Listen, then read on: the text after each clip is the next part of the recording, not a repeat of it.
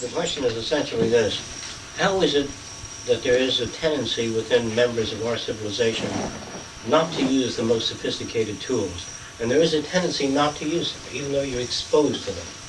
And I'm going to try to show you what kind of process is involved. If I'm able to do that tonight, you should be able to get enough information here to be able to answer those questions, just how it is that we revert away from the useful tools. We'll talk about the rules of the game first. The rules of the game refers to any society, and this I draw the circle here just to put a societal group in here, a group of people that operate in accordance with the provisions of the land and the waters, as I pointed out before, and their culture and their values develop in terms of the actual reinforcers out there. In other words, if you walk in snow, you sink deeply into the snow, especially if it's 3 or 4 feet deep.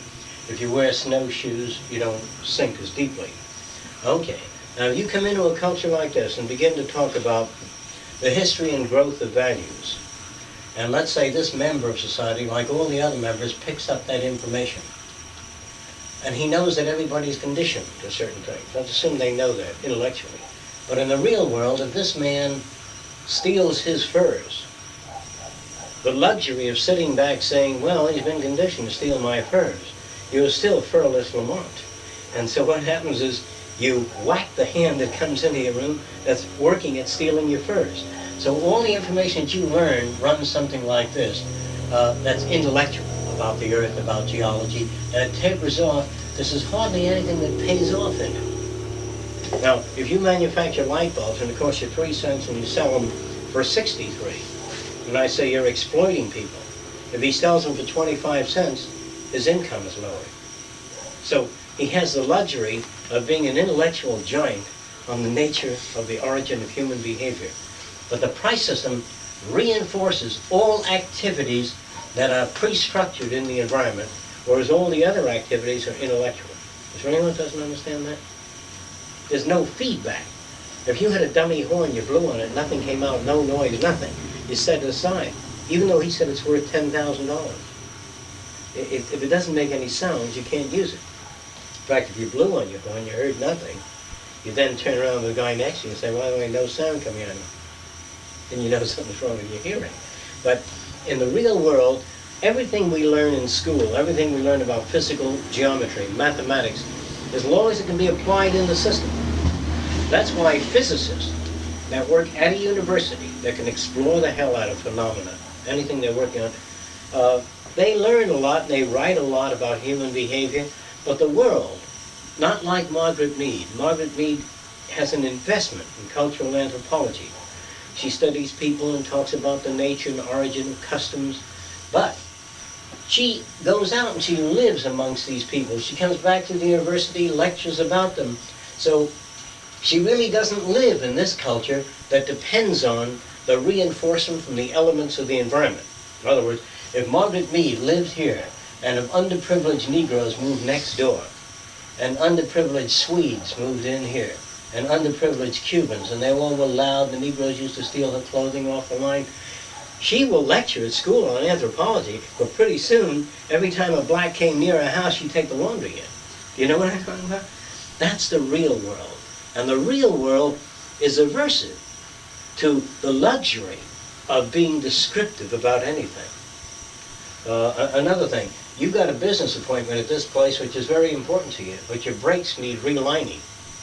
And it depends on your economic pressures whether you're going to get in your car and drive 20 miles. You think, oh, my brakes might hold up. You can't sit back and say, well, it's illogical to take that trip. Socioeconomic pressures force us into certain categories, and we, even though our brakes fail on the highway, it's a terrible accident, here's what we say: I should have known better. How can I be so stupid? I knew the brake. That's called after the facts. If you get there, you say, I made it. I thought I'd make it. Otherwise, you wouldn't have left if you didn't think you'd make it. Now, if you make it and on the way back the thing breaks down, say, God damn it, I should have known better. After the facts, we all say, God damn it, I should have known better. And it's very hard to say, God damn it, I'm not going. God damn it, I'm not going to do that.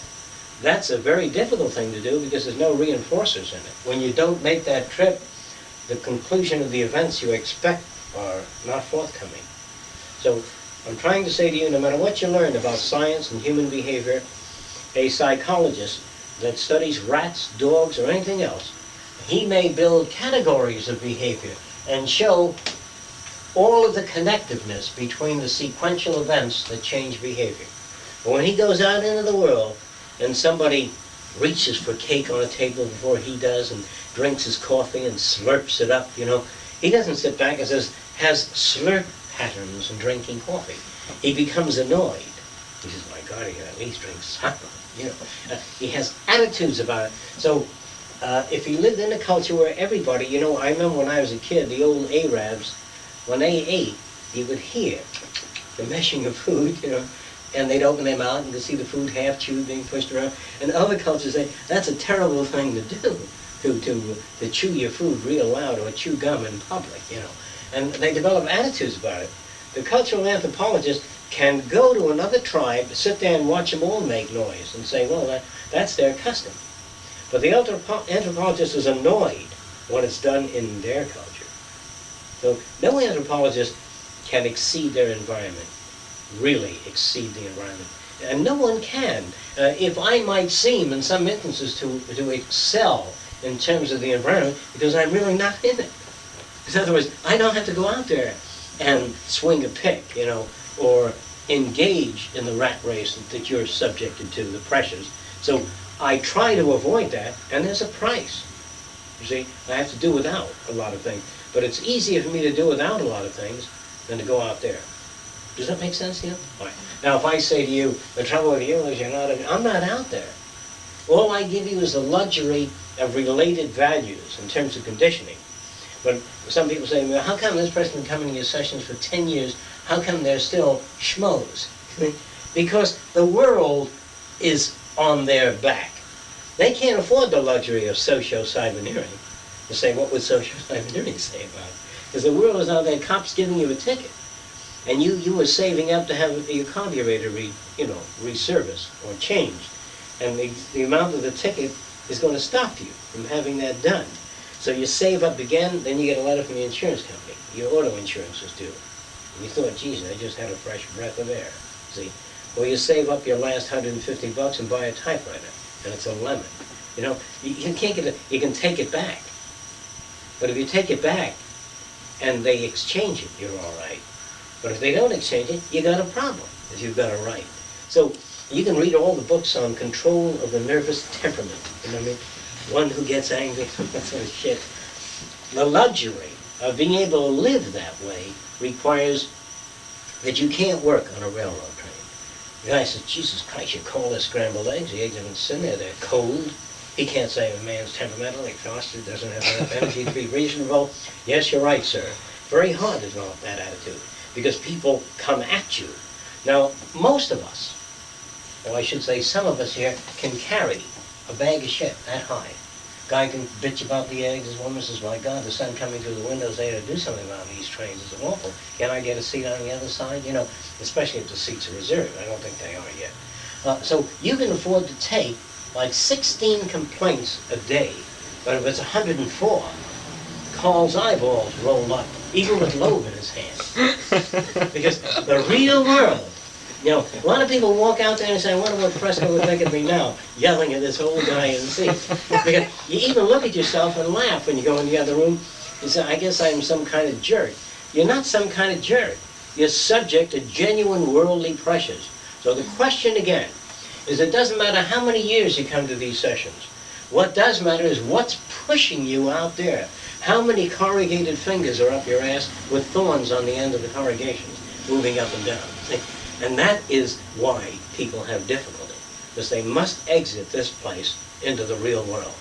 Now the only thing you can do, and a dangerous thing for people to come to these sessions, is they might be able, here's what I do, if I find that I'm now able to take 16 bits of horseshit per day, I've learned to do that. At first I could only take 4 and then I blow my sack. Now I can take 16. The trouble is when I take 16 now, I'm still all right, so I'll take a little more, because I'm that well adjusted. And I take on more. Now I'm super uptight because I've surpassed the limit of my ability to handle stress. So the trouble with some of us are that we do make progress, but we take on more. We extend ourselves more. See, if you find you can write 20 pages a day, say, geez, I think I'll go 40 a day. And on the end of the day, you'll be like that. If you can do 20 conveniently, just do 22. Don't go pushing yourself, because then you can get the hate writing. You can write yourself right out of existence. Like I said to some people here, when you got a painting and you paint the scene of the ocean, and you say, gee, that's a beautiful ocean scene, I think I'll add a little more blue, a little more yellow, you can paint the picture right out until it becomes a lemon. There are people that have overpainted the thing out of existence. You think you know what I mean? All right. You can overcorrect script till it becomes shit. You know, if you're so finicky that every line has to be changed continuously, then you can write yourself right out. All right. A person engaged in, a person that has arrived at a state of a high degree of emotional proficiency, you must learn what your ease point is. If you can take 18 problems a day, well, stay at 18 and get off. Tomorrow you're great. You can handle anything. Now, in fact, if you can stay at 15, you're even wiser. Okay? Now, sometimes we start out with a high level of energy. You say, well, this is my day. You got a high level of energy. And you go into a tub of horseshit because you've got a high level of energy. And you exhaust yourself. Because the judgment made in the early morning, because I feel so great, I expose myself to horseshit in excess of that which I can take. So whenever you make a judgment at a high energy level, I suggest when somebody calls you and suggests something to you, say, call me back at 4 o'clock and I'll let you know. And because in great enthusiasm, you might make a decision that you don't care for. I'll revert back to something I said in the past. By holding a large dinner, having the best cooks around, preparing the best foods for most people, the kind of food they like. And then after that, bring on the dancing girls. Then ask for contributions, and it's very high. If you put people in high key, you can raise more money for the crippled cockroaches or anything else. Any fund you want to raise money for, you bring them in a high key. That's why a guy dates a girl, takes her out, has a good time, and when everybody's happy, then you move in. The chances are you're apt to get a better response. And I always say that the most important decisions made by people is during D-Day. Like when your typewriter breaks down, and then you get a flat tire, and you got a migraine headache, and I say, you goddamn asshole Paula, that's the real fresco. That's the time that you make your judgments about people in low key. That's the time when you really know what you call your friends. Not on Sunshine Valley Day when everything is going well. And so, if we get to understand that, if you at least understand this, you can force your behavior to exhaustion. You can take on so many problems you can't even handle your own lifestyle. So the general idea then is why people who should know better do things that gets them into hot water is essentially because they've taken on more than they can handle. Or there's no actual reinforcers in the environment for it. Now, any questions about that? We can do away with that concept that you should know better. Before we pass that, is there any question about the idea that a person that has acquired a certain kind of information, why they revert back? Any questions about it? Okay. The formula you can use is the ability to take inventory of your own personality. And that's a hard thing to do. If you take a kind of an inventory of your personality in the morning, your attitudes and all, take an inventory in the evening and see if it's the same. If your inventory of your personality is fairly constant, then you've achieved something that's very rare. You've achieved a degree of really non-participation. If I go to a party, for example, or a party you would consider low grade, and there I am dancing at the party and eating spaghetti and all that, and I'm really not at that party that much. I might sit there, be in the middle of the party, but not there. Not in the sense that I get caught up in it. How many of you find yourselves going to events, but really not quite in it, but watching it? Has anybody done anything like that up to now? Okay. And this is the attitude I talk about. But if you go to an event and are caught up in it subjectively, then you become exhausted, then you become sucked in. The system, like I try to indicate symbolically, in the past was that a person, this is the free enterprise system, this is socio-cyberneering. As you learned about socio-cyberneering, I mentioned before, you had several thin gossamer strings holding you to socio-cyberneering. But the real world has stainless steel cables to the church, the free enterprise system, respectability, what will Aunt Minnie think, and you got thousands of cables that pull you toward the real world. As you learn new ideas, you got these thin cables, and as these old cables shrink, these snap. Why don't you back the chair against that door so that it holds, if you can. All right, in talking about the same subject, I don't know how many of you are going to be able to make this point.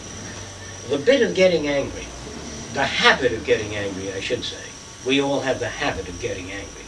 The habit of getting angry is essentially related to this, that for the moment you have become subjectively involved in something. And love, like I said before, is a very subjective thing.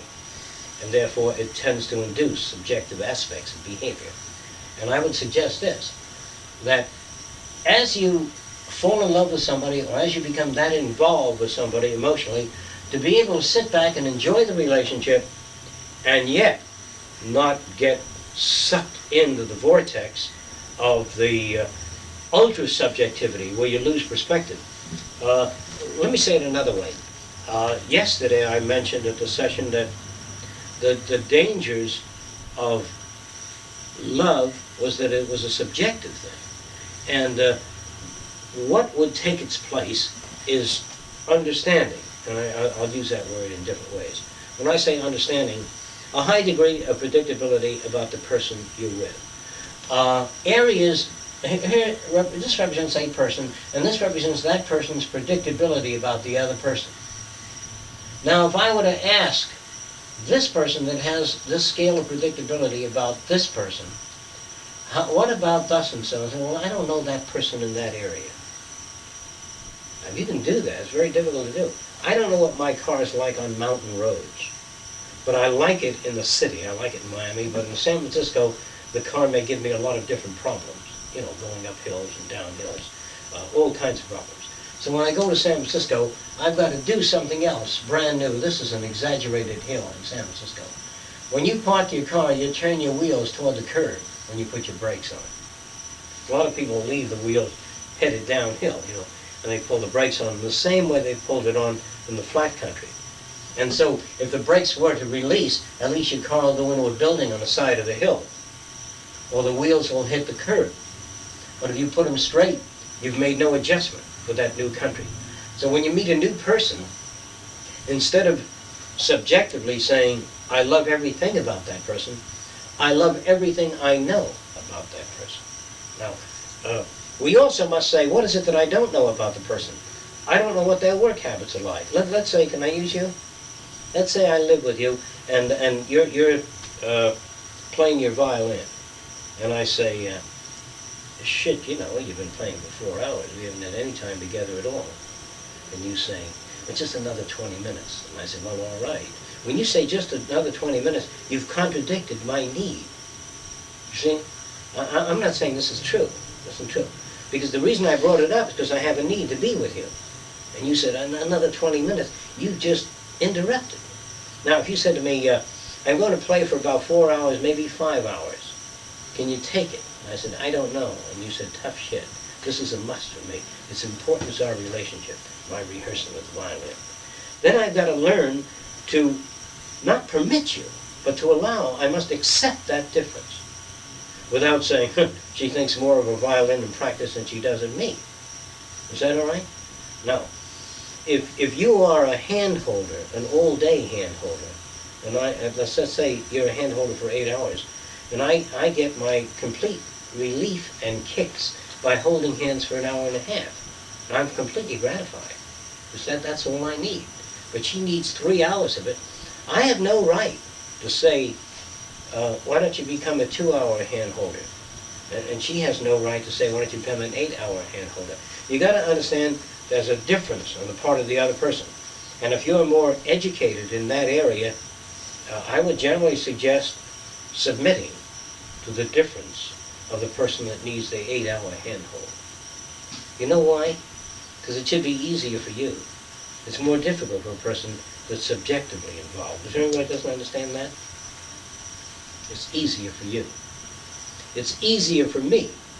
Now, if my daughter, when she was 15, did 22 stupid things in a row, I'm always pleasantly surprised because it wasn't 28. Because I used to say, what can you expect of Bambi? That's my daughter's name. What can I expect of my mother? And my mother does 27 stupid things an hour. Well, I'm using derogatory language here, because that is her pattern. And if one day she does something real pleasant and makes several good decisions, I say, I'm sure glad you're over that. Nobody's over that. No personality that you've known over the years undergoes a quantum jump in behavior. Because, like I indicated, let's use Carl this time. Let's say that Carl earns $27 a week. He always says to the boss, that's right, is that what you want done? I'll do it right away. The boss says, come in Saturday. He says, I'll be there. What time do you want me? The boss says, come in at 6:30. He says, I'll be in at 5. And he's been working for that company for years. He's got a lot of payments and obligations. So his behavior has accommodated to that problem. His grandfather died last week and left him $17 million. He drives by the plant, blows his horn, the boss comes out and he goes, and then he drives on. And the boss says, can I talk to you? He says, not a fucking chance. And he says, boy, did that son of a bitch change. And I said, Carl never changes. What happened to Carl? Carl had in his brain a pattern of behavior in Luxuryville that we never manifested. It was in prison, locked up. Then there was the behavior that was necessary to live, which he has learned. And he does it, and he swallows, and he comes in Saturday, and the boss says, you didn't clean under the toilet bowl, and he cleans under the toilet bowl. He's accepted that. He says, don't, when you get through, clean a bathtub, too. He cleans the bathtub. He says, drive my wife home on the way when you go home. But she lives in the opposite direction. Yeah, drive her home anyway. All of that is called accommodation.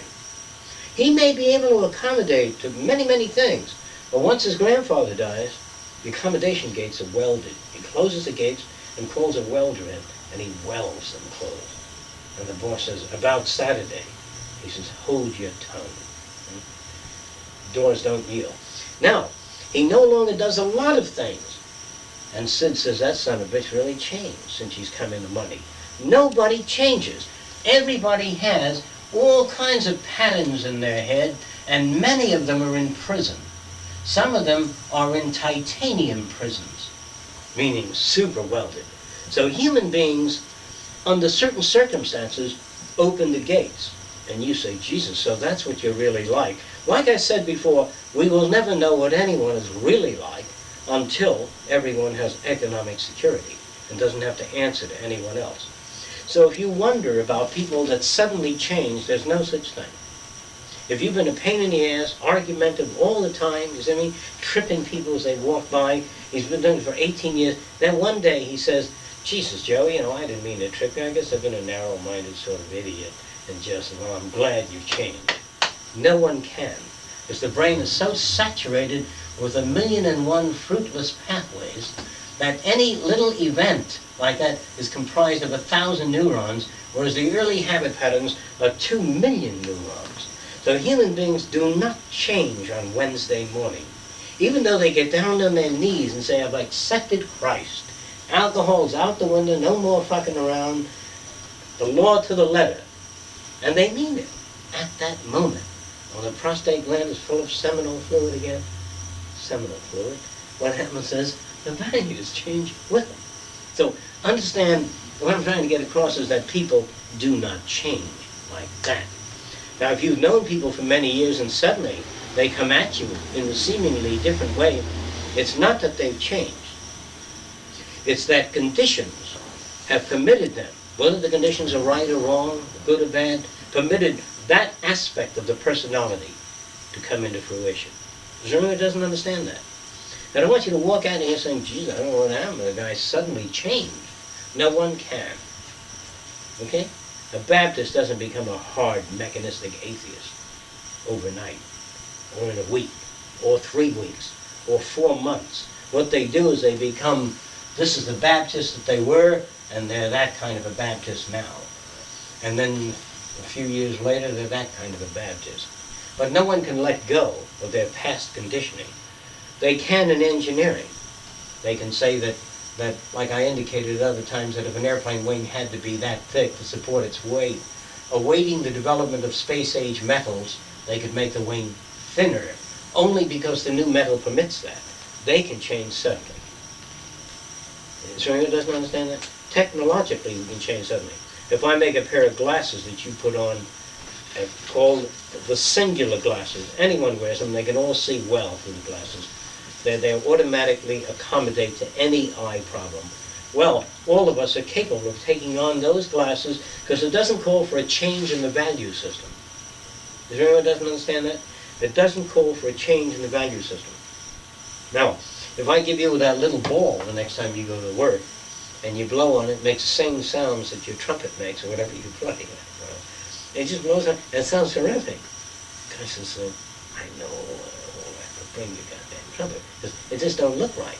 Now, even if he's got this little ball that he holds in his hand and makes the same sounds, I make one very small and keep it in his mouth. And just sit there and all these sounds come out. Somehow the rest of the orchestra feels very uncomfortable. So even if you took the violinist, took his violin away, and cello, and gave him a little blow in his mouth, and they all sat there, tooting away like mad, you know, but you have no instruments, see? Somehow, the manager doesn't like it. You know why? Does anybody know why? Because the brain has locked onto an image of a lot of people sitting up on a platform with chromium strips and backlighting and panoramic backdrop, you know, drapes. There's a pattern in our heads for a musical evening, you see? So if the pattern isn't there, we feel unholistic about what we become familiar with. See, all of us become familiar, and our lives are organized around patterns. So you got to understand, if you alter the patterns, there's got to be behavioral differences. If anyone doesn't understand that.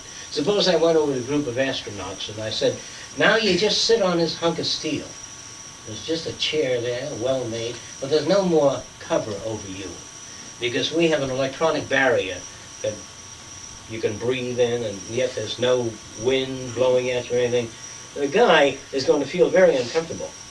Especially if you put him on this disc and tilt it about that angle above the earth, about 60 miles above the earth. He's going to feel terribly insecure. I said, would you be kept there by a force field? A force field isn't very comfortable. See? So if you drive an automobile that just has seats and no body, say wheels, and you're sitting in that seat, and there's no bumpers, no glass, nothing, just a force field in front of that car, you feel terribly uncomfortable in traffic. But you feel when you hit something, you're going to go right down the street. Only if that is demonstrated. In other words, if they put you on a disc and tilt it and shake it, and you don't fall off, turn it upside down above boiling lead, and you can't get through the force field, then it becomes secure. But there are still the habits of the old brain of nothing in front of you. And there is a suspended feeling of insecurity. Like in the movie, the book or the film that I've been working on, this couple is lying on the floor of an airplane in the future, and the floor disappears, and they can see the sky going by and everything. It's a transparent steel. And they feel very uncomfortable. And the girl looks at the guy, and the guy looks at the girl. They feel terribly insecure, cold sweat on their hands. And the computer senses that. So the floor becomes opaque until there's a little window. And then they feel much more secure, as long as they can see that floor. And you got to understand, our lifestyle, our habits, are something like this. If you got in the Empire State Building and just was on a glass floor elevator with the bottom illuminated, no walls, nothing, and you can see the shoes way down, lit up, and everything going by, but you couldn't touch the moving walls. You still would feel terribly insecure. That's called associative memory. So it is not possible for us to change suddenly and enjoy things that are that different. So if you want to know why people feel emotionally insecure, an operational definition is low-level predictability. All right, now here's how you can tell low-level predictability. How it's visible in human behavior. When people come up to you and they talk to you, and say they talk to you and they say, "You goddamn crazy kids in this town," you can tell that they're emoting, and you can tell that they're merely spilling over their hostility toward the new generation. They're not sitting back and saying, "I wonder whether their customs differ from ours when we were younger. Although the customs are foreign to me, I wonder how long it would take to accommodate." That's real, a real inquiry into the difference. When a person says, "You know what?" And the eyes aren't even looking at you. It's just feedback from the brain like a record.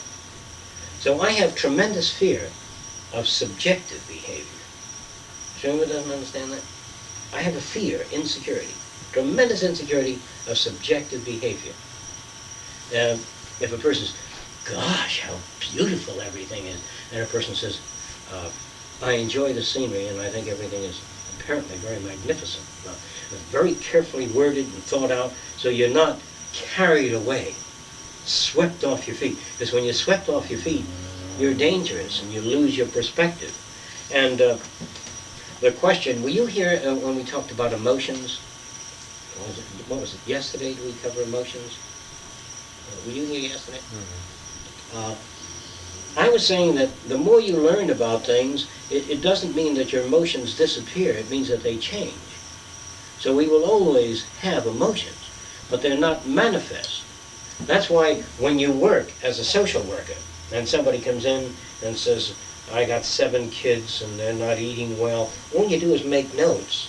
"And when did you receive your last check from Social Security?" "Oh, you haven't received any." You write down. But if somebody comes in and says, "I got 7 kids and they haven't eaten," "Oh my, how awful." When? How many days? 11 days. That's purely subjective. But the social worker just writes, see? And the social worker that would get involved in each family problem would have a nervous breakdown. The doctor that works in an army tent as they bring in a guy with a leg torn off and hanging by a few muscle strands, if the doctor says, "Oh, horrible," he can't operate, can't do well. So what he has to do is look at the condition and say the best approach is the Davidson principle, see, of linking the muscles together temporarily until he can get to that person. And just set every leg in a cast and temporarily arrest the condition and work on the next person. But to get emotionally involved, while Joe comes in with a broken leg, I'm thinking of Carl with a shattered shoulder blade. See, and I'm working on Joe's leg, and I'm thinking of poor Carl out there. I can't do a good job on his leg. So I would say the more you know about things, you have to set aside those things that you can't alter. Whenever you look at somebody who, "Jesus Christ, I can't handle it," you just set it aside.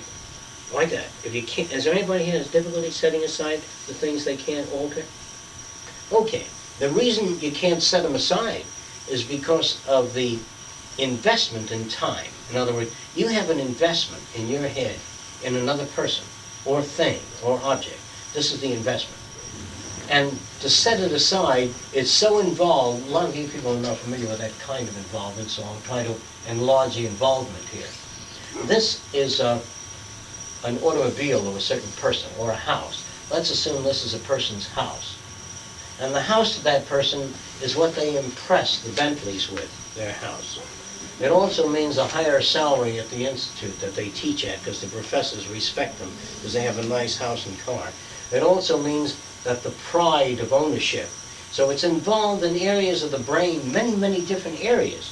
So if you erase this one, it still would be connected to others. In other words, our brain, you may have seen, some of you may have seen drawings of brain topography in terms of information. I don't know if you've seen it, but it has been demonstrated. I think it's in Kahn's book, Man, Instruction, Function. Have you got it? Mm-hmm. Do you remember the drawings? I don't know whether it was a concert pianist. No, that appeared in Life magazine. And the way the brain is organized. You don't remember that? It's something like this. At least the drawing as I remember it. There's a drawing of the brain, and then there's something like this shown. The fingers of the pianist occupy an area of the brain in relation to use. The pianist, every time they play the piano, they organize millions of cells each time over again. So there's a great deal of the brain organized in relation to the finger movements. Whereas the ballet dancer has in her brain, or his brain, the body and its extremities in terms of use. If the legs are used more, they occupy a greater region of the brain. If the hands are used less, they occupy a minimal region. So that's how the ballet dancer looks in their head, in the cortical regions.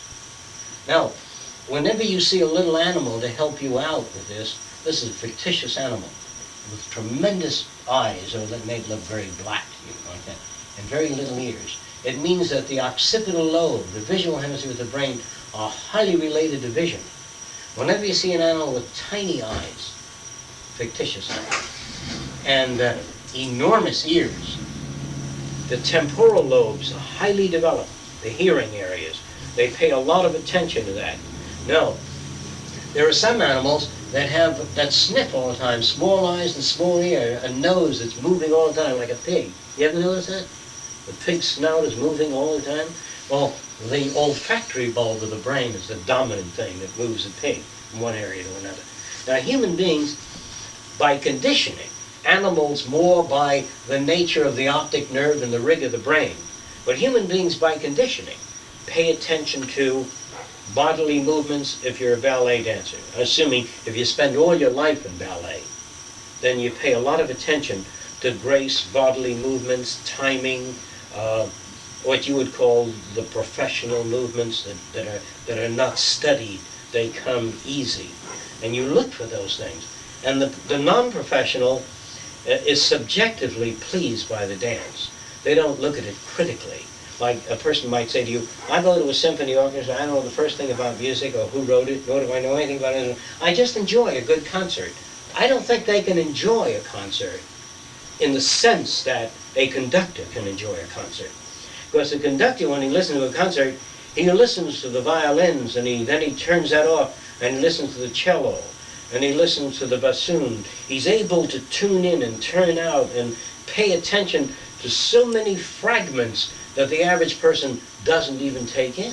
In fact, he doesn't even know their discord, or zones in which sound has been eliminated or bypassed.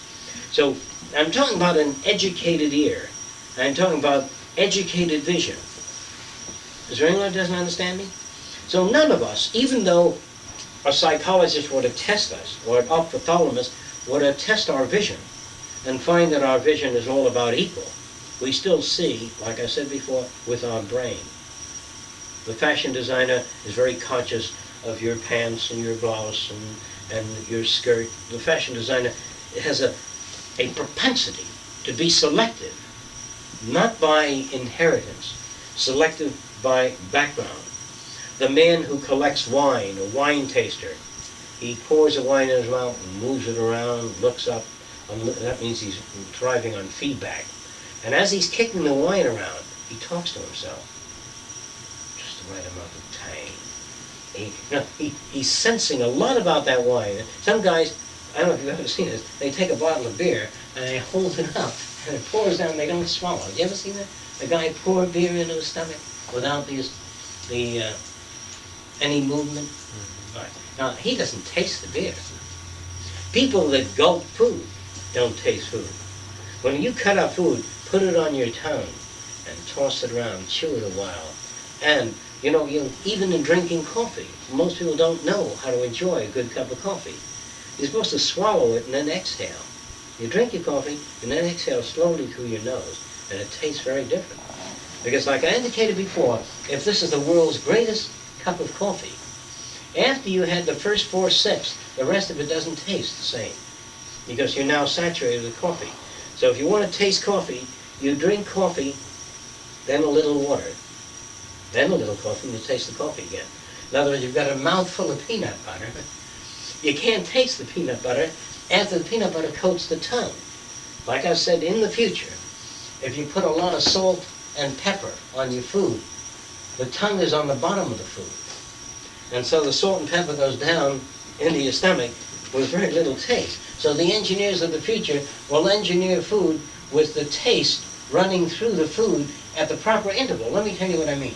If pepper, I'm just talking about pepper, which is not important, or bay leaves are ground up in the food, and this is the interval of separation, and that's the maximum the taste buds can perceive in man. So if you have bay leaves at that interval, You're using more food than necessary, and you're saturating the taste buds. You see? And the same for coffee. If you have the coffee that's super strong, lots of coffee flavor, that bitterness and the taste buds of the tongue become saturated with coffee. Let me tell you what that means. This is one of the cells of taste. This is an area of the tongue. The tongue has pockets in it like that. And in those pockets are little ciliated cells like hairs. And there's saliva in there. And when a particle of food falls in there, it's dissolved, digested. And the chemical changes conduct through the hairs to the brain. But if you put more substance in the food than you can handle, then the taste buds are so saturated, they require recovery time. If this is the cell that tastes garlic, once you've hit it with garlic, it turns off. Then it takes a few seconds to recover so you can taste the garlic again. So the best way to taste garlic is to put garlic in food at a given interval throughout the food. Then, the next thing you have to do is then eat some fresh salad, then get back to your garlic. Then you will taste the garlic. So someday, taste engineering will come into being, in which foods are ranked that taste good at every spoonful. You wonder why things don't taste good all the time, because of saturation. You can, in other words, if I put a gun to you and give you some whipped cream with nuts in it and black syrup in it, it's delicious. But when you get down to the third bowl, and I got a gun against it, it says, come on, keep going. The very sight of that caused him to regurgitate. Can you understand that? Now, when he's through with that, I says, whipped cream, and he regurgitates. Then I force him with a gun to eat another bowl right at that time. And the next day you mention whipped cream and he spots you. See? So, is whipped cream good? Is it bad? Is anything good or bad? All human beings have a saturation level in all areas. You have to find out what that saturation level is. And when you hit saturation, you have to turn to me and say, hey, Jock, it's easy for you to talk about 4,000 points in perspective, but I pick up more if you just stay with 10. You see what I mean? Because I could never know your saturation level. You can be so polite that you can sit there and listen to a guy's description of a cutaway view of the Earth all the way down to the Nicolayan core. A super detailed description. And you're sitting there perspiring. It's very interesting, but you can't handle it. Now, a lot of us feel embarrassed because we should be able to handle it. So we get uptight, we get sick, we fart, we belch, we get gurgling in the stomach in some instances because we sometimes hit saturation. Or sometimes we're just plain hungry, or whatever it may be. We have to know what our saturation rate is. That's why normal people become ultra-saturated at a discussion or a lecture on neurology that runs an hour and a half. The average person, first of all, doesn't understand the language and doesn't even understand the significance, so they become saturated. All right, so I'll use another word, bored. Whenever, I'm using Carl now, whenever Carl bores me, this isn't true, it's just a thing to talk about. It just means that I'm not interested in the subject matter to the extent and the intent which Carl delivers it. Because Carl has flown 400 different types of airplanes, and when he meets me, he's always telling me about the landing gear problems of a Cessna 231. And I don't give that much of a shit about it. See, I am interested lightly. And then he calls me up at night, he says, let me tell you about the new Boeing. And I'm not that interested. So, there's no such thing as a boring person. There are people that you are not interested in. There are people that discuss subject matter that doesn't faze you. In other words, if a behavioral engineer approaches you and he's telling you about all this new electronic gear, you're interested only up to a point. And that's what's so good about sometimes 60 Minutes or Nova, because they usually know how much to dish out before the people fall asleep on the air. And so whenever a person says, oh, that person, they bore me, it only means that they're not interested in their subject matter. I'm trying to say that no one is boring. They're just people, like I said before. Anyone doesn't understand that? So you can't describe, possibly a marine biologist might bore a housewife if he wrote the subject for an hour and a half. A housewife would bore the marine biologist. It just means saturation of the subject. So if you know your own learning thresholds, if you don't know what that means, you know when to get off. Okay. If you're interested in human behavior, To the extent you have need for what I'm talking about, then you lap it up, because you have a great need for it. And so if you were to play your tapes to a person that doesn't have that much need for it, they may get bored. They may say, oh my God, the hell with that shit. And you say, listen, it's interesting. It's like an astronomer that says, in the millions of stars, there's a blue streak in this area we've never seen before. And he's photographed a blue streak, right, left, blue, with a spectroscope, all kinds of things. And he's showing people pictures of a blue streak. And all they want to know is about Saturn and the rings, which are obvious, So the levels of inquiry of different people differ. And as long as you understand that, as long as you can someday do a survey on people and know what their saturation levels are, before the kid comes into a classroom, he would have been exposed to a computer which tells you that that kid can take geology for 26 minutes. Well, after that, the learning drops. So when you get 20 kids in the future, you will have a chart giving an indication of what they can take. Isn't that interesting? And so the lecture will be over in 20 minutes, and the person says, Jesus Christ, it was very interesting. That's because it was engineered for that type of person. Now at these sessions here, all the people here have different levels of inquiry and different needs. And there's no way you can adjust it to everyone's need. No more than you can adjust your music to a wide audience. You can only adjust it to a certain kind of audience. That's why when you say the rock and roll kings are coming to town tomorrow, the kind of people that go there are the kind of people that don't get saturated in 3 hours. I remember people that used to take children to scientific exhibits or take them with them shopping. And they say, Mommy, when are we going home?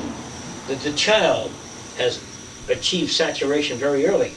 Now, if you go to a playground with a child and tug on the child's clothing and say, when are we going home? You've been playing with the toys for 20 minutes now.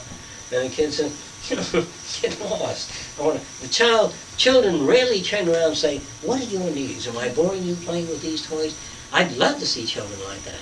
So to a child, if you give him a tin can and he happens to hit it, it makes a loud noise, he feels a tremendous power. Doesn't he? This big can and bang,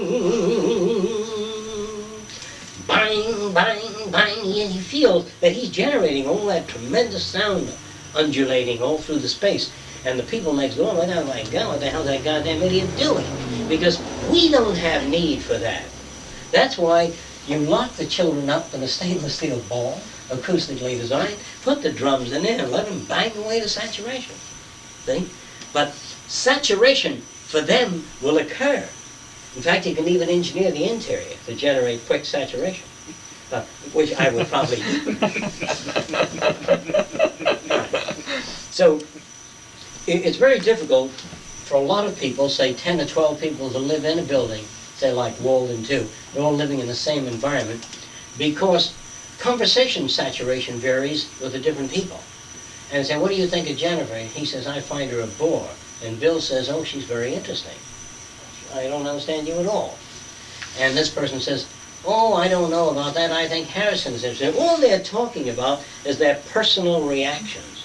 And once you come to understand that, you will also understand that what you deliver to different people has to do with their own saturation rate. And this is what we don't take time out. I'd like to see the day when a 6-year-old says, I notice I've been playing in the bathtub and splashing the water, and a certain percentage of the water is landing on the floor, which I intend to clean up when I'm through. Due to my age, not having seen waves and soap and foam as you have, being much more experienced than I am, I will sit there and splash this water around until saturation occurs, which may be a week and a half. Don't forget, I'm still 3.5 years old. So that would be fantastic to see children like that. So I would like children exposed to a wide range of that, so it doesn't overlap into the adult world. The word that we use a word called consideration. The children don't have consideration in most instances because they're subjective. Look, Mommy, and they splash water out of the tub, hit the ceiling. And they find it so fascinating that they can't understand why Mother isn't taking the water and splashing it up the ceiling. It's so big and so real to them, they can't for 1 minute sense that other people don't. And we get back to that dog situation, in which I try to indicate to some of you here, if a dog were to raise its hind leg and scratch itself, like that, you've seen that before, and stop. If you go over and scratch that area of the dog, he'll lie there while you're scratching him. And for 1 minute, he doesn't imagine or think about how you knew where it itched. He doesn't even entertain the thought. But there's a thought he does entertain, that of course it itches there, and since it itches there, you know that. And now, just as he knows where it itches, he assumes that you know where it itches because the itch is so obvious. And that's why when a child is watching a motion picture, and watching a comedy or anything and laughing and having a ball, that child imagines or thinks that you're right with them, that it's just as amusing to you. They haven't the luxury of differences. All right. Now, the way you can generate that in a child is by taking them to an enjoyable short movie, about 5 minutes, and then run it until saturation, the same movie over again. Then tell them, I want to see another movie. Then you say, why do you want to see another? Because I saw that once, no, 5 times. And Billy didn't see it. He says, I know, but I want to go. He says, what about going? I don't care, I want to go. If Billy saw the movie 5 times and he just comes in, he says, oh, stay, Billy, and see the movie. He says, I saw it 5 times. See, children, in their head, everything out there and everything that occurs and everybody around them exists for them. That's a very hard thing to imagine. Like I said before, dogs and cats. When a cat is in a room and you come in, like I said, with shopping bags, the cat's brain says, it's bringing me food. Right now, that's what it's bringing me food. There's nothing else in that bag. So if you empty a hat and a lamp bulb and things like that, the cat watches you and waits for the food to come out, the tuna fish, or whatever it is, and you bring the hat. And when there's no tuna fish, the cat doesn't understand why you came in at all with those bags. See, in a cat's head, your existence is to enhance their living. A dog, when you get in the car, the dog runs out there because the dog is being taken around. The dog is, they have to go shopping, they're taking me with them. You know, they feed me, and what the hell can I do? I gotta wait in the car. The dog doesn't have that attitude. A dog always knows where it itches. And a dog always knows that you exist to satisfy his itch and hunger. And that's the way a cat thinks about the world. An insect doesn't even concern itself with it. When a fly lands on you, it just drinks. You know, it doesn't say there's another human being. Why should I take his blood? After all, it's his blood, you know. A fly just lands and starts sucking. If you disappeared, he wouldn't give a shit. No more than you give a shit as you happen to step on a roach on the way out. You see? So you got to remember that elemental structures don't have the luxury of wondering about things. That's why some adults that have had it too easy all their lives have absolutely no concern for other human beings. None whatsoever. Because they have never had to identify with that kind of a situation. So when a person says, I don't care, it means I don't have an investment in that area. I'm changing the language. When you come up to me weak and you say, my house burned to the ground, and I says, I don't care. That means I'm not making any payments on it, I don't collect the insurance on it, and I don't have any relationship to it. So I don't care means I have no investment in it. So you've got to understand this. When a person says, I do care, you care about people? Yes. Good. There are people on the planet Euripides that are dying of starvation. Where's Euripides? 80 million light years straight up that way. So if you send $1.50, it'll diminish their starvation. Some people might do that. Now if you say there are 80 quadrillion Euripides out in space, and we need a penny for each one, so give as many pennies as you can, and then you finally announce that there's zillions of Euripides out there, see? Then they don't give a shit. It becomes too big for them to comprehend. And that's why anything outside of Weehawken County, Virginia, is in another universe. And that's why the tight-knit family, whether it be the Jewish, Italian, or Greek family, the family as an institution is easy to perceive. When it comes to things like a community, the luxury of that kind of thought is difficult to perceive. Being concerned with other people means less in your house. It means less cake, less bread, less luxuries, no hi-fi in your car.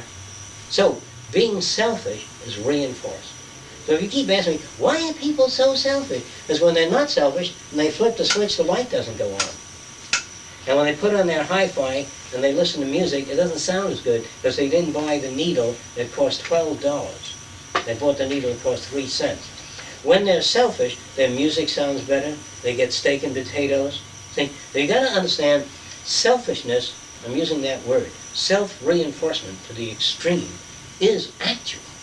And the luxury of giving things away doesn't pay off in terms of the individual. So instead of walking out and saying, why are human beings so selfish? It's because it's reinforced. Anything you don't understand about that? You should be able to understand that. Now, children cannot afford the luxury of concern about other children. We could teach them that. We could teach children not to make any kind of noise at all if there's an adult around, without being frustrated. God, when they leave, I'll be able to make noise. They could be conditioned to enjoy yielding. Can any of you think of an example where an organism is conditioned to enjoy yielding? See if you can recall any event where a person would yield to someone else.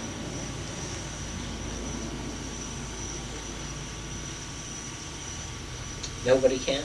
Well, in the general area of what we call polite behavior. Yeah.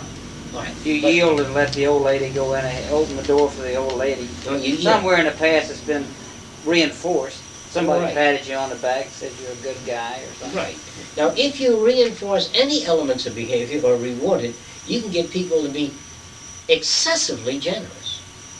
And to the point where it almost appears ridiculous to you. I just want you to understand that any pattern of behavior, and no matter how ridiculous it may seem to you, I can get people to jump into volcanoes voluntarily and fight to be the first one to jump in.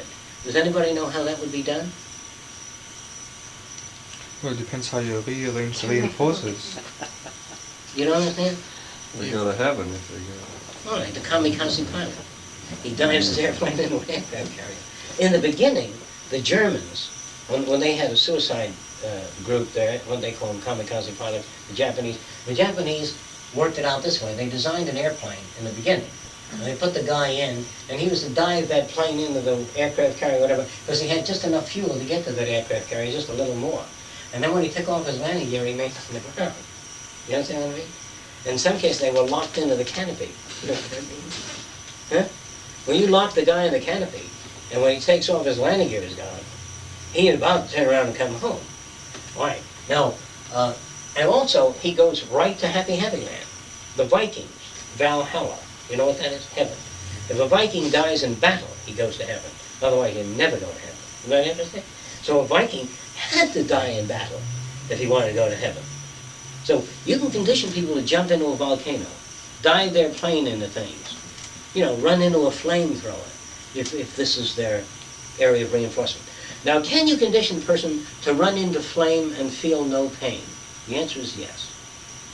You can condition a person to run into flame and feel no pain. Now, here's how that's done. Some people use words like self-hypnosis, and that doesn't mean anything, because it doesn't tell you how it's done. It's just words. I'm going to try to show you the physical process whereby that is done. What is pain, first? Anybody want to try a definition of pain? You want to try for it? Does it require physical interruption of your surface, cutting of the skin? No. Putting sand in your eyes? What other kinds of pain are there? That is not genuinely related to damaging of the structure by a physical object, or a death ray, or burning his leg off with a laser beam. None of that. See if you can think of pain where you don't touch the physical structure with an object or chemical poison. Well, emotional pain or intellectual pain. Now, emotional pain can be so great, a person will find it easier to die than live. And emotional pain was that he had founded the first church of Mark. See? And then he built it up there, and he came over and pissed on it and burnt it down. He might tear his skin off in agony. Now, it has to do with conditioning. And conditioned pain is the worst. This is what makes people lose their mental equilibrium. They can stand a hell of a lot of physical pain, but emotional pain really digs at your guts, your eyes, your will to live and eat, all that sort of thing. Everything doesn't turn out well when you're depressed emotionally. Well, here's what it's about then. When you have a human being that can stand great pain, here's what's happening. That there is an event in their head, and that event to them is significant, right there. And if you twist their wrist and say, when you give up Christ, now, pain begins at 10 for this person. The rejection of Christ at this level here would hit 10. If you twist their wrist, it goes up to 3. And if you twist and pull on the elbow, it goes up to 5, but never 10. So it depends on the investment. Let me put it your way. Suppose I attempt to saw off your arm at this point here. You will suffer a great deal. But if I took 5,000 children that you love, they're going to be dumped in boiling lead, and you love these children, you know who they were, and all sorts of things, over years, or we saw off your arm. It's much easier for you to have your arm sawed off. Do you understand that? So when you put your arm on, they say, do you do it with reluctance? You know, I do it gladly. Then Carlton says, just a minute. He says, I'm in charge of this torture chamber. Just saw off the finger. And you kiss his hand. And you smile when I saw it. But what the hell's a finger alongside of an arm? Pain is comparative. And George Cryle's book, A Mechanistic View of War and Peace, he said some guy was carrying a buddy into the medical tent. And the guy, this buddy had his guts hanging out. The guy was carrying him. And Cryle said when he got into the medical tank, camp, he said the guy's own arm was hanging by shreds and he didn't even know it. Because sometimes in an automobile accident, mothers look back and say, how's the baby? You know, and half the arm is off, and all shredded, and one of the ribs are hanging up. You know, how's the baby? And they really back, and they're working on the baby, and they don't feel this pain. And they carry the baby out, and they put it down, and then when the ambulance comes, and they just notice that they've got the pain. So here's the way it works. In the brain, there are paths that move in different directions. If the baby in the back of the car is the important thing to you, the pain is of that order. So this supersedes that. Now I'll put it in another sense. Suppose I took a pin and I run it through your finger. But while I'm running the pin through the finger, I run a rusty corkscrew up your ass like that, a big one. You don't feel the pin going through your finger. I'm exaggerating the condition here. Do you understand? In other words, if I put a Mack truck on your arm and let it hang from a precipice while somebody is piercing your ear, you don't seem to remember that. Right? Because there are orders of pain, and here's how it works. Destruction of art's church brings pain. That's maximum pain. See? Now, an atheist, it brings the maximum of pleasure, not the destruction of the church, but the surpassing of the values of the teachings of the church. So here you have a reverse scale system. So it's entirely possible for a person to have their legs sawed off or to walk into flames and not feel it. Now, the way you do that, let's assume you actually believed in Christ. You had no doubts about that kind of thing. And you knew by walking in the flame, you would be one with Christ. And the ecstasy, I don't know if you've ever seen religious ecstasy. It's a very rare thing. Ecstasy may be experienced by some artists in their artful expression, whether it be music, there's some kind of ecstasy achieved in that. You take the maximum ecstasy that a person can achieve, and walking into a flame, the ecstasy is in excess of the burn. Because your idea ahead is so great that the burn, let me tell you how it runs. Pain runs up to a certain point. And beyond that point, I better go back to this incident. I told you, some of you, about a man who slapped his child a great deal. It's the kid that broke the ship model in the bottle. The father would slap him without let-up, continuously, like that. Not for, 2 minutes, like 20 minutes, but not knock his head over. Just constantly slap him. And the kid said to me that after a while, after about 20 slaps, it just felt very hot, no pain. Can you understand that? Is there anybody that doesn't understand that? You don't? If I put your hand on a board, it would sting. But after a while, like 500 times, assuming it wasn't doing it, you would feel very hot there, but no pain.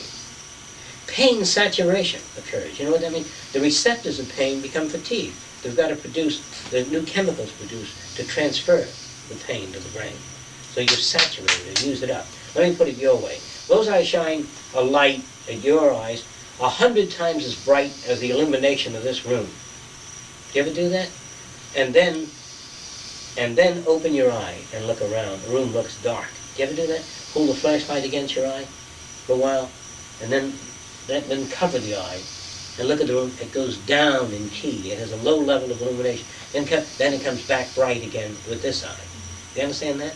All right, now, see if you follow this example. This is a true case here, so is the other. In this case, they took an animal and they split the brain in half.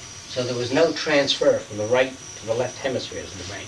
They split it and they used a kind of cellophane to divide the brain into two halves. Then they covered this eye of the animal.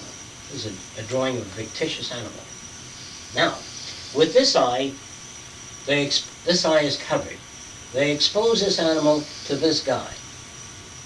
And this guy always fed it and petted it and scratched its itch. Then they covered this eye and exposed the same guy to the animal. And this guy beat the animal, burnt it, and tortured it. Now, when you cover the left eye and it sees the tail wags and the dog comes over and licks his hand. And if you cover this eye, it snaps at the guy. Can you understand that? Is there anybody that doesn't understand that? If the brain is split, it learns about you through this eye in relation, and all that information goes into the brain, and when you cover this eye, there's a totally different reaction. There are people that have a split in their value system. They study science during the day and they go to church at night. Totally contradictory. And what they call, they say, is it possible to have a split personality? It's possible to have a shattered personality, where you have 60 different types of reactions depending on your background and investment in the background. The main bit then, in this kind of a system here, is what is pain to this dog and what is pleasure? In the learning system, this has been painful, and the second learning system to the covered eye, this has been pleasurable. If you expose both eyes, there's a very interesting type of dualistic feeling in the animal. There's a slow tail wag while the incisors are exposed, and a growl, and a slow tail wag. Can you understand that? And the dog swallows saliva and is between anger and joy. It's a very strange feeling, like laughter. The respiratory rate of laughter is very similar to weeping. There are people that have laughed themselves into tears. You ever see that? And there are people in a very sad situation that have cried and went into hysterical laughter. Have you ever seen that? Because the systems are so close to one another. I laughed at my mother's funeral. What type of laughter? Well, it wasn't hilarious, but I guess I was so nervous or something, instead of crying, I just started laughing. Were you crying at any time? Yeah, part of the time I was crying, part of the time I was laughing. Were you laughing out loud or yourself? No, I was trying to hide it, but... Oh, okay. All right. Now, did you feel bad, wrong? No, not too bad, because I'd been coming here about 10 years. But I was thinking that there must be a similarity in the two processes. There is a similarity in laughter, and there's a similarity between love and hate. And I'm not talking about Freud now. I'm talking about the patterns, the extremes of the patterns, because a great amount of love can only be identified by, let me do it the old way, where I come around and I burn his wrist, burn it with a hot iron, then I burn his elbow, and I burn that area. And I burn all you people here. Then the other guy comes in, and he just sticks a pin in because there comes the nice guy again. You see, there comes the nice guy again. Depends on how much burning you receive. So love seems to be related to, if you lived in a very painful world, we identify with the person that is the least painful. And so love is transferred to that person. And then if we go to another area where the patterns are very different, it transfers to another person. Can you understand that? Or is that too far out for you? Okay. So if you don't understand then how it is that a person doesn't feel pain, it's just they put no order of significance to it. You have to practice that. It's not easy to do. We give things significance. And if you give something significance, you suffer. Any questions about any of that kind of subject? Getting back to the guy in the beginning who got a lot of money and got out of his job and got out of the whole situation. Yeah. Take away his money. He has to go back to that same situation. It's difficult then. Right. Extremely difficult. He reaches saturation very quickly, which tends to mean that the situation makes the person more than the person makes the situation. Yes. Which might mean the best we can do, instead of really thinking about changing, is to avoid situations that are disaster. Yes. All right. But what didn't happen in the past is the area of the brain that was inhibited only went so far. And once the grandfather died, it went all the way and made all kinds of connections. It broke loose. See? And when it breaks loose, and the situation then reversed, your grandfather died, but he went down with the ship, and his fortune and all. See? So these pathways are already broken, and it's extremely difficult to go back. Now you have the illusion that you're stuck with, and a very great disappointment in most people because of this breakthrough here. Do you know what kind of breakthrough I'm talking about? The freedom of the pathways. Okay. Any other questions about that? If you don't understand then why it is or how it is, what I tried to get across in this session tonight was how it is that people, even though they come to sessions, read a lot of books, don't always operate operationally, because the world is the prime effector. You got to remember that term. The prime effector is the world, the environment. And what you get out of books is secondary. It isn't a prime effector. You might read about fascinating things, but the real world still puts its burden upon your shoulder. In other words, no matter what kind of work you do, if you don't get reinforced for it, you can't afford the luxury of saying the man has been conditioned not to reinforce. That's Skinner would, because he always gets his paycheck. He could write about reinforcement. But if Skinner taught one day and he got a paycheck sometimes, and he was stiff on the end of the month, the school decided not to pay him on the end of the month. Just stiff, a guy that doesn't tip. Well, Skinner doesn't say he's a non-tipper, been conditioned not to tip. He can't pay his rent. He can't buy gas for the car. He has to call his daughter back from school. You're sending her to school. So you can't be a mechanist. I want you to understand that. No human being can be alive and breathing and walk into an area where there's toxic fumes and say, look, there's toxic fumes here. There's not a thing I can do about it, so I might as well breathe the toxic fumes, because it's painful and irritating, make you hack and cough. The cough reflex is a result of the toxic fumes. You can't do that. We cannot be so rational as to set aside all things and be logical. Man is a being immersed in an environment. And the sickness of our environment is that we have to live in an insane world and cope with the slight elements of sanity wherever they are. So permit differences on the part of other people, limitations on the part of other people. Don't erect images of perfection for other people. Don't move your standards up too high. In fact, anything pleasant that occurs should be remarkable.